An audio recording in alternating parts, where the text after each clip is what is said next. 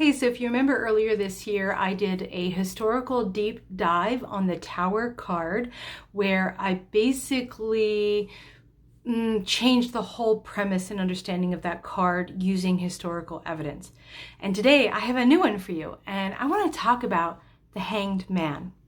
Now, for me, the Hanged Man is one of the most, that one and maybe oddly Eight of Cups is one of my most in-depth spiritual cards in the deck.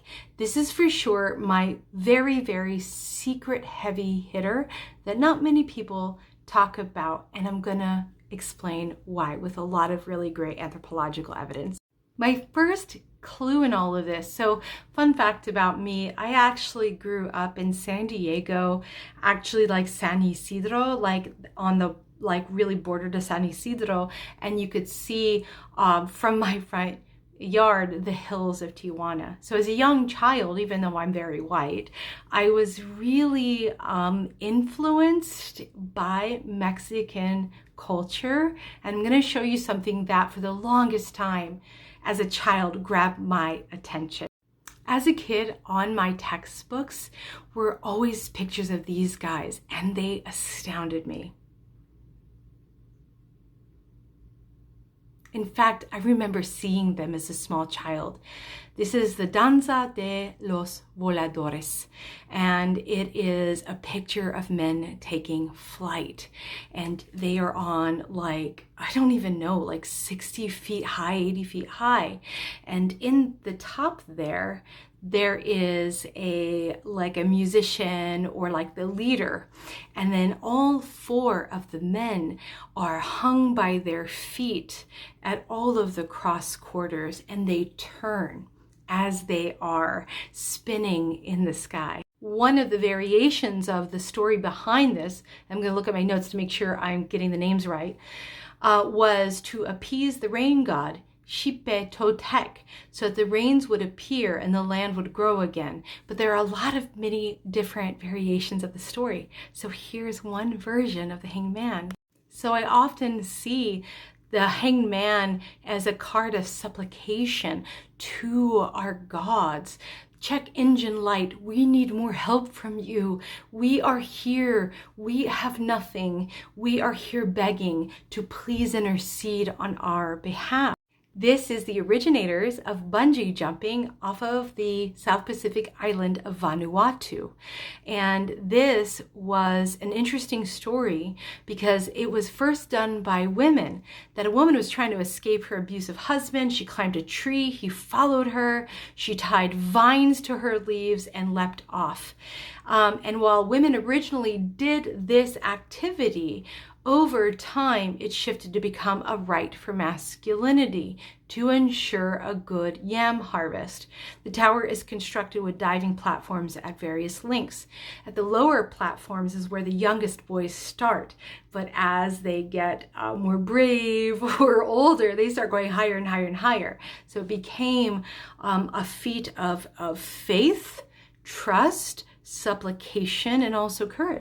And this is one I didn't even know at all until I started doing research. This is in India, and this is a Hindu ceremony called the Charak Puja. I hope I'm saying that right, Charak Puja, honoring the god Shiva by acts of personal sacrifice so that he yet again will bless the land and people in the upcoming year. So that young men will swing from poles using metal hooks that have been placed in the skins of their backs. And for those of you in North America, this may seem very familiar to you because various Native American peoples had what was called the Okipa ceremony up here. And it was tied to a bunch of complex creationistic stories, but also endurance tests for young men. And the young men would not eat, drink, or sleep for 4 days. They were led to a hut where they had to sit with smiling faces while the skin of their chest and shoulders were slit and wooden skewers thrust behind the muscles.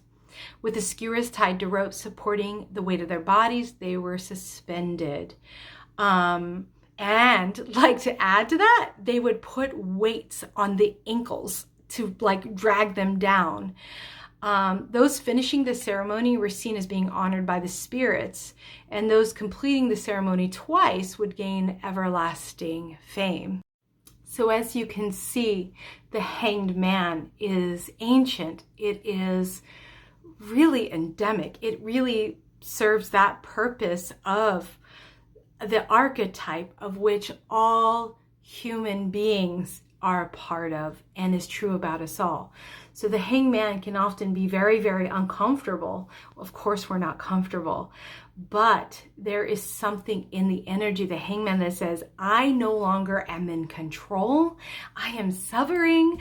I give this all to you. I'm supplicating my bleats of pain and fear. May it reach you so that you may intercede and make things right again. And that is the rite of, the typical rite of passage, where there are three inherent elements. We have separation, liminality, and incorporation. And so this is endemic to most religions. I mean, you could even say on some level Jesus was hangman, but I feel that this energy of I must choose discomfort in order to have you hear me, so that you can then help my people, help my community, help my family. It is self-sacrifice in the most beautiful and spiritual way. So I really hope this is a bit of a long form TikTok, and I hope you stuck with me. It's been a minute, but I hope that this helped you see the hangman in a new way.